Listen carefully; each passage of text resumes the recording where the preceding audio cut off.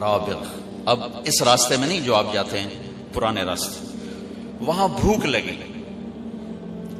تو ایک خیمہ دیکھا، وہاں یہ حضرات ابو بکر کے غلام عامر بن فہیرہ اور گائیڈ عبداللہ بن عریقت، وہ مسلمان نہیں تھے، کافر تھے وہ اس وقت، اور جناب رسول اللہ صلی اللہ تعالی علیہ وسلم۔ تو وہاں ایک بڑھیا بیٹھی تھی خیمے میں، کہا ماں جی کچھ کھانے کو ملے گا؟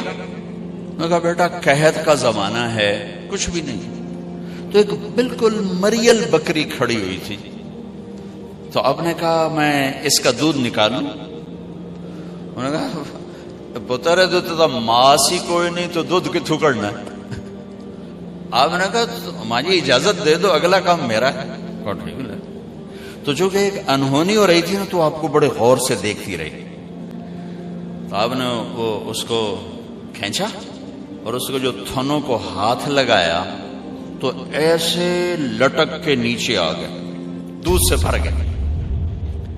اچھا، بکری سے نکلتا ہے ایک پاؤ دودھ، ہم گاؤں میں رہتے ہیں، بکریاں ہر وقت چاروں طرف ہوتی، ایک پاؤ سے زیادہ دودھ نکل، آپ نے پورا برتن بھر دیا، پھر وہ ماں جی کو پیش کیا، ام معبد ان کا نام ہے، انہیں پیا، پھر اپنے تینوں ساتھیوں کو پلایا، پھر بعد میں خود پیا، اس کے بعد دوبارہ دودھ نکال کے پھر برتن بھر دیا، لہذا اور پریشان ہو گئی۔ بکری کی عمر ہوتی ہے 7 سال، 7، اس کے بعد وہ خود مر جاتی ہے 7 سال عام طور پر۔ یہ بکری 22 سال زندہ رہی اللہ کے نبی کے ہاتھ لگنے کی برکت سے، 22 برس، اور مر گئی، ذبح نہیں ہوئی، مر گئی۔ حضرت عثمان کے زمانے میں جا کے مر گئی کھڑے کھڑے۔ شام کو جب اس کا خامد آیا تو اس نے دیکھا برتن میں دودھ، کہنے لگا یہ دودھ کہاں سے؟ انہوں نے کہا یہ بکری سے۔ کہا تیرا دماغ خراب ہے، کتوں کتوں نکل ہے؟ وہ دے ماں سے دے اتے کوئی نہیں، دودھ کتوں آ گیا؟ اسی سے ایک برکت والا نوجوان آیا تھا، کوئی اس کے ہاتھوں میں ہی برکت تھی۔ تو کہنے لگا کیسا تھا ذرا بتاؤ؟ تو اس نے ہمارے نبی کا حلیہ بیان کیا۔ انہوں نے کہا رأیت رجلا ظاہر الوضاء ابلج الوجه حسن الخلق لم تعبه ثجلة لم تزر به سعلة أزج أقرا وصيم قصيم في عينيه دعج في صوته صحن في لحيته كثافة في عنقه سطع إن تكلم علاه البهاء وإن سكت علاه الوقار فهو أندر الثلاثة۔ سبحان اللہ، کیا خوبصورت! تو اس نے ہمارے نبی کو ایسے اپنے ہمارے سامنے کھڑا کر دیا۔ وہ کہنے لگی میں نے ایک نوجوان دیکھا، مجھے یوں لگا جیسے 14ویں کا چاند کپڑے پہن کے زمین پہ اتر آیا ہو، مجھے تو ایسا لگا جیسے 14ویں کا چاند خود ہی اتر آیا ہو کپڑے پہن کے۔ چمکتا چہرہ، خوبصورت جسم، پیٹ بڑھا ہوا نہیں، سر کے بال اڑے ہوئے نہیں، یعنی گنجے نہیں، سر سے لے کر پاؤں تک چمکتا ہوا جسم، جدھر سے دیکھتی تھی حسین نظر آتے تھے، قسیم، جتنا دیکھتی تھی دیکھنے کا شوق بڑھتا تھا، وسیم۔ دنیا میں خوبصورت تو ہر دور میں آتے رہیں گے، وسیم اور قسیم دنیا میں ایک آیا، نہ پہلے نہ بعد۔ یوسف علیہ السلام دنیا کے سب سے حسین تھے، لیکن وسیم اور قسیم صرف ایک ہستی ہیں، ایک ہستی، وہ ہمارے نبی ہیں۔ کہ وسیم اسے کہتے ہیں جس کو جتنا دیکھا جائے اتنا دیکھنے کا شوق بڑھے، آنکھ نہ بھرے، آنکھ نہ بھرے۔ اب ایک دفعہ دیکھتے ہیں زیادہ شوق ہوتا ہے، دوسری دفعہ اس سے کم، تیسری دفعہ اس سے کم، آخر میں آپ کہتے ہیں یار ویکھو یا چھڈو پرا، ویکھو یا چھڈو پرا۔ وسیم اسے کہتے ہیں جس کو زندگی بھر دیکھو آنکھ نہ بھرے، اسے کہتے ہیں وسیم۔ اور قسیم اسے کہتے ہیں کہ جس کو جدھر سے دیکھو ہر طرف سے حسن کے جلوے ہوں، اسے کہتے ہیں قسیم. سر سے لے کر پاؤں کے ناخن تک، سر کے بالوں سے پاؤں کے ناخن تک جس کی ہر چیز خوبصورت ہو اس کو کہتے ہیں قسیم. تو میں اس بی بی پہ قربان جاؤں، اس نے کیا وصف بیان کیا. کیا یوں لگا جیسے چاند کپڑے پہن کے آ گیا ہو، یوں لگا جیسے 14ویں کا چاند زمین پہ اتر آیا ہو. جدھر سے دیکھتی تھی حسن ہی حسن تھا، اور جتنا دیکھتی تھی دیکھنے کا شوق بڑھتا تھا. آنکھیں بڑی خوبصورت. میں ایک حدیث اور ساتھ جوڑ دیتا ہوں. آپ کی آنکھوں کے بارے میں 7 الفاظ ہیں: ادعج، اشکل، اکحل، احور، اہدب، انجل، ابرج. 7 الفاظ. اور ان 7 کا ایک ترجمہ ہے کہ اللہ نے کائنات میں ایسی آنکھ کسی کو نہیں عطا فرمائی. سوکھا ترجمہ کرا، سوکھا ترجمہ. اللہ نے کائنات میں ایسی آنکھ کسی کو، موٹی، لمبی، سرخ دھاریاں، پتلی سیاہ، سفیدی سفید، پلکیں لمبی، بغیر سرمے کے سرما لگا ہوا، گہری آنکھ، چمکتی آنکھ، نورانی اور روشن آنکھ. آپ کی آنکھوں میں آنکھیں ڈال کے کوئی بات نہیں کر سکتا تھا، برداشت نہیں کر سکتا تھا، آنکھ جھک جاتی تھی. اس لیے آپ یوں دیکھا کرتے تھے. ایسے آپ ایسے نہیں دیکھتے تھے، ایسے دیکھتے تھے، تھوڑا ادھر سے تھوڑا ادھر سے. کبھی کبھی آنکھ اٹھاتے تھے. ہمارے نبی کیسے حیا والے تھے، مردوں میں بھی آنکھ نہیں اٹھاتے تھے، اتنی حیا تھی. عورت تو بڑی دور کی بات، مردوں میں بھی حیا کی وجہ سے آنکھ بھر کے نہیں دیکھتے. کبھی کبھی آپ کی جب آنکھ اٹھتی تھی تو پھر سارے صحابہ ایسے ہو جاتے تھے، آپ کو کوئی دیکھ نہیں سکتا تھا. صرف 2 آدمی آپ کو دیکھ سکتے تھے، ایک ابو بکر اور ایک عمر، بس باقی کو نہیں دیکھ سکتا تھا. تو وہ بی بی کہنے لگی کیا خوبصورت آنکھ تھی، اور بھویں لمبی گول کمان کی طرح. فی صوتہ سحر، آواز میں ایک جادو تھا، کشش، روح، نغمہ تھا آواز میں. یہ ساری آواز کی کوالٹیز. آواز میں روب ہو تو نغمہ نہیں رہتا، نغمہ ہو تو روب نہیں رہتا ہے. ٹھیک ہے، میرے نبی کی آواز میں نغمہ بھی تھا، روب بھی تھا، کشش بھی تھی، جادو بھی تھا.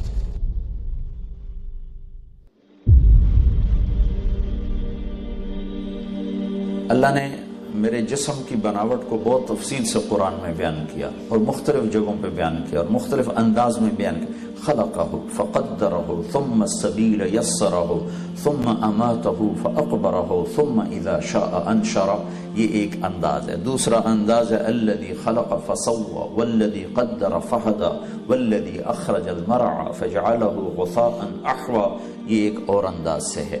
وَلَقَدْ خَلَقْنَا الْإِنسَانَ مِنْ سُلَالَةٍ مِنْ طِينٍ ثُمَّ جَعَلْنَاهُ نُطْفَةً فِي قَرَارٍ مَكِينٍ ثُمَّ خَلَقْنَا النُّطْفَةَ عَلَقَةً فَخَلَقْنَا الْعَلَقَةَ مُضْغَةً فَخَلَقْنَا الْمُضْغَةَ عِظَامًا فَكَسَوْنَا الْعِظَامَ لَحْمًا ثُمَّ أَنشَأْنَاهُ خَلْقًا آخَرَ فَتَبَارَكَ اللَّهُ أَحْسَنُ الْخَالِقِينَ. یہ ایک اور انداز ہے. إِنَّا خَلَقْنَا الْإِنسَانَ مِنْ نُطْفَةٍ أَمْشَاجٍ نَبْتَلِيهِ فَجَعَلْنَاهُ سَمِيعًا بَصِيرًا.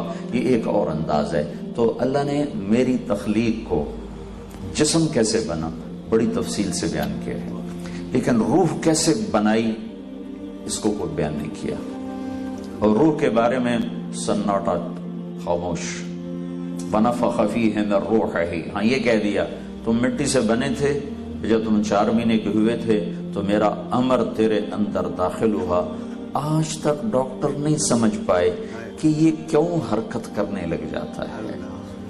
زندگی کس چیز کا نام ہے میڈیکل سائنس نہیں جانتی، اور موت کس چیز، میں میڈیکل بھی پڑھا ہوں، موت کس چیز کا نام ہے میڈیکل نہیں جانتی. 200 جواب میڈیکل سائنس میں لکھے ہوئے. موت کسے کہتے، یہ ہے، شاید یہ ہے، شاید یہ ہے، شاید یہ ہے، اور وہ 200 بنتے ہیں، اور اس میں سے ایک بھی ٹھیک نہیں، ایک بھی ٹھیک نہیں. جب وہ زندگی ہی نہیں جانتے تو موت کیسے جانے گی؟ جب وہ ابتدا کو نہیں جانتے تو انتہا کو کیسے جانیں گے؟ وہ تو بیچ میں تھوڑی سی شکل دیکھ رہے ہیں، یہ تو ہمیں اللہ نے بتلا دیا تو میں بتا رہا ہوں اور آپ سن رہے ہیں اور آپ سارے لا رہے ہیں، ہاں ٹھیک کہہ رہے ہو، ٹھیک کہہ رہے ہو۔ روح کیا ہے؟ خاموشی ہے، لیکن اللہ کا امر ہے، اندر ڈالا اور حرکت شروع ہو گئی۔ علمتک الجلوس فی بطن امک، میں تمہیں ماں کے پیٹ میں بیٹھنا سکھاتا ہوں، کھیلنا سکھاتا ہوں، اور پوری دنیا تیرے لیے آباد کر دیتا ہوں۔ لم ازل ادبر فیک تدبیرا، مسلسل میری تدبیر تیرے ماں کے پیٹ میں تیرے اندر چلتی رہتی ہے۔ حتی انفض ارادتی فیک، اور میرے ارادے تیرے اندر مکمل ہو جاتے ہیں کہ ہاں اسے باہر زندہ لانا ہے، مردہ نہیں لانا، لوتھڑا نہیں لانا، زندہ باہر لانا ہے۔ تو پھر ثم السبیل یسرا، پھر میں راستہ کھولتا ہوں، پھر ایک فرشتہ آتا ہے جو پر بچھا کر تمہیں باہر لاتا ہے۔ لا لک سن تقطع ولا لک ید تبطش ولا لک رجل تمشی، تیرے ہاتھ میں طاقت نہیں تو پکڑ سکے، تیرے منہ میں دانت نہیں تو کاٹ سکے، تیرے پاؤں میں طاقت نہیں تو چل سکے۔ تو ایسا بے بس ہوتا ہے، جب تو اتنا بے بس ہوتا ہے کہ تیرا پیشاب تیرا پخانہ تیرے اوپر ہی ہوتا ہے، تو میں کیا کرتا ہوں؟ ادرت لک عرقین رقیقین ینبعان لک لبنا خالصا دافعا فی الشتاء وباردا فی الصیف، تو میں تیری ماں کی چھاتی جو سب سے تیرے قریب وسیلہ اور ذریعہ ہے، میں وہاں دودھ کے 2 چشمے تیرے لیے جاری کرتا ہوں جو گرمیوں میں ٹھنڈا اور سردیوں میں گرم دودھ تجھے مہیا کرتے ہیں۔ فَهَلْ يَقْدِرُ عَلَى ذَلِكَ أَحَدٌ غَيْرِي، کوئی اور بھی ہے یہ سارا کچھ کر کے دکھائے؟ کوئی اور ہے تیرے رب کے سوا؟ کوئی اور ہے؟ ہاں، صرف اللہ ہمارا معبود ہی نہیں ہے، ہمارا محبوب بھی ہے، میرا بنانے والا ہے۔ ہم اللہ کو فلسفی انداز میں مانتے ہیں، عاشقانہ انداز میں نہیں مانتے۔ کیا ہم نے قرآن ایسا پڑھا ہی نہیں کہ جس سے رگ عشق بیدار ہو؟ قرآن فقہی انداز میں پڑھا، مسئلے مسائل کے انداز میں پڑھا، یہ کلام عشق ہے، ایسے تو پڑھا ہی نہیں۔ کلام عشق کے طور پر پڑھتے تو رگ رگ پھڑک اٹھتی، دل کے تاروں پہ ایک ہی نغمہ بجتا ہے اور وہ قرآن ہے، اس کے علاوہ کوئی اور نغمہ چھڑتا ہی نہیں ہے۔ تار ہی ٹوٹ جاتے ہیں، کوئی اور راگ چھیڑو گے دل کے تاروں پر تو وہ تار ہی ٹوٹ جائیں گے۔ دل کے تاروں پہ صرف قرآن کے نغمے ہیں جو چھڑتے بھی ہیں، جو مچلتے بھی ہیں، جو سارے وجود کو عشق میں ڈبو دیتے ہیں۔ وَهَلْ يَقْدِرُ عَلَى ذَلِكَ أَحَدٌ غَيْرِي، کوئی اور ایسا کر سکتا ہے؟ کوئی ہے جو ایسا کر کے دکھائے؟ پھر وَجَعَلْتُ لَكَ حَنَانًا فِي صَدْرِ، پہلے میں قرآن پڑھ رہا تھا، اب یہ قرآن نہیں ہے، اب یہ حدیث بتا رہا ہوں۔ وَجَعَلْتُ لَكَ حَنَانًا فِي صَدْرِ أَبَوَيْكَ، میں تیرے 2 ہستیاں تیرے لیے بے قرار کرتا ہوں، تیرے ماں باپ کو تیرے لیے پریشان کرتا ہوں۔ لا یاکلان حتی تشبع ولا ینامان حتی ترقد، تو کھائے نہیں وہ کھا نہیں سکتا، تو سوئے نہیں وہ سو نہیں سکتا۔ کسی کا بچہ روئے تو سر میں درد ہوتا ہے، اپنا بچہ روئے تو سینے میں درد اٹھتا ہے۔ یہ فرق کیسے ہے؟ یہ اوپر سے ہے کہ اللہ دلوں میں محبت ڈال دیتا ہے، یہ ذاتی نہیں ہوتی، اللہ ڈالتا ہے۔ وَإِن كَادَتْ لَتُبْدِي بِهِ لَوْلَا أَرَّبَتْنَا عَلَىٰ قَلْبِهَا وَلِتَكُونَ مِنَ الْمُوقِنِينَ، کیا قربان جاؤں، اللہ کیا کیا قصے سناتے۔ وَحَرَّمْنَا عَلَيْهِ الْمَرَاضِعَ، موسیٰ علیہ السلام فرعون کے گھر میں آ گئے، اب انہوں نے دودھ پینا چھوڑ دیا، ساری عورتیں آ کے تھک گئیں، نہیں پیا، تو ان کی بہن نے کہا هَلْ أَدُلُّكُمْ عَلَىٰ أَهْلِ بَيْتٍ يَكْفُلُونَهُ وَهُمْ لَهُ نَاصِحُونَ، ایک گھر والے کا پتہ بتاؤں، ایک گھر والوں کا پتہ بتاؤں وہ اس کو پلا سکتے ہیں؟ کہ بتاؤ۔ تو اب موسیٰ علیہ السلام کی ماں کو بلایا گیا، موسیٰ علیہ السلام کی ماں نے ان کو اپنے ہاتھوں میں صندوق میں ڈالا، دریا میں بہایا، اور انتہائی پریشان کہ اب یہ بچے گا، مرے گا، کدھر جائے گا، کیا حال ہوگا۔ تو ان ساری کیفیتوں کے بعد ماں نے بچے کو دیکھا، تو آپ کا کیا خیال ہے، ماں کے چہرے پر تاثر نہیں آئے گا؟ وہ اپنے ماں ہونا چھپا سکتی؟ کتنے کو بناوٹ کر لے گی، کتنے کو اداکاری کر لے گی۔ بادن ہوا کا صبرت ام لم تصبرا وبکاک ان لم یجر دمعک او جرا کم غر صبرک وابتسامک صاحبا لما رأى وفي الحشا ما لا يرى امر الفؤاد لسانه وجفونه فكتمنه وكفى بجسمك مخبرا. وہ کہتا ہے اگر تو اپنے جذبے چھپا بھی لے تو تیرے دل کے آنے والا تاثر کیسے چھپے گا؟ اگر تو اسے بھی چھپا لے تو تیرے آنسوؤں کا کیا علاج ہے؟ اور اگر تو آنسو بھی چھپا لے تو تیرے وجود کا گھل جانا، ہڈیاں ہڈیاں بن جانا، اس کا کیا علاج ہے؟ تو عشق چھپا نہیں سکتا. ماں اپنی ممتا چھپا سکتی؟ تو اللہ تعالیٰ کہتا ہے وَإِن كَادَتْ لَتُبْدِي بِهِ. جب موسیٰ علیہ السلام کی ماں نے دیکھا موسیٰ کو تو ایک دم ماں ہونا کھل کے آنے لگا تھا.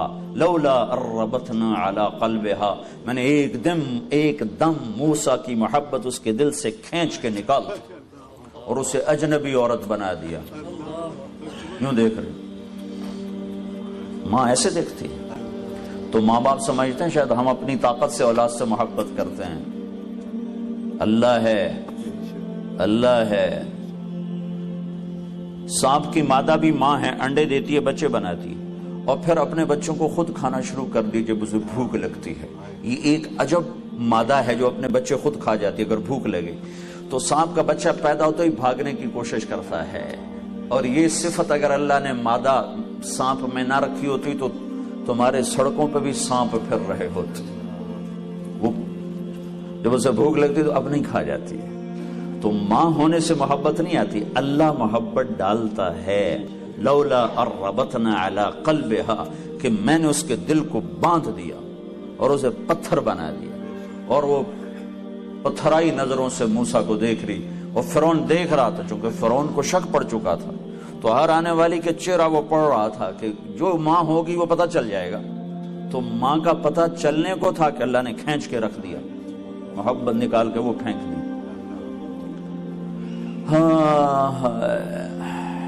پھر اللہ کہتا ہے فَهَلْ يَقْدِرُ عَلَى ذَلِكَ أَحْدٌ غَيْرِي، کوئی اور ہے تیری محبت پیدا کر سکے؟